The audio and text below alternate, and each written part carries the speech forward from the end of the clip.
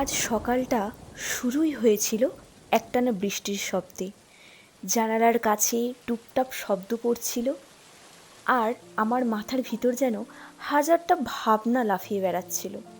ছুটি ছিল আজ, তবুও ঘুম এলো না। মনটা আজ বড় কেমন যেন অস্থির। চা বানাতে গিয়ে বারান্দায় দাঁড়ালাম। চারদিক কুয়াশায় ঘেরা, রাস্তার ওপার থেকে হিজলের গাছটা যেন হালকা ঝুঁকে পড়েছে বৃষ্টিতে ভিজে। আমি অনেকক্ষণ তাকিয়ে থাকলাম, যেন সেই গাছের পাতায় লেখা ছিল আমার মনের গল্প। হঠাৎই ফোনটা বেজে উঠল, আর ওর নামটা দেখি বুকটা একটু কেঁপে উঠল। অনেক দিন পর। এই শুনছো? আজকের বৃষ্টি মনে করিয়ে দিল পুরনো দিনের কথা। ওর গলা শুনে আমি চুপ করে গেলাম। আমরা শেষবার যখন বৃষ্টির দিনে দেখা করেছিলাম, তখন এমন একটানা ঝরছিল, ঠিক আজকের মতো।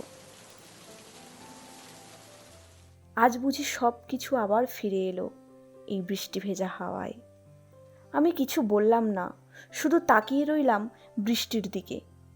মনের ভিতর ঢেউ খেলে গেল সেই পুরনো কথা, সেই ফেলে আসা ভালোবাসা।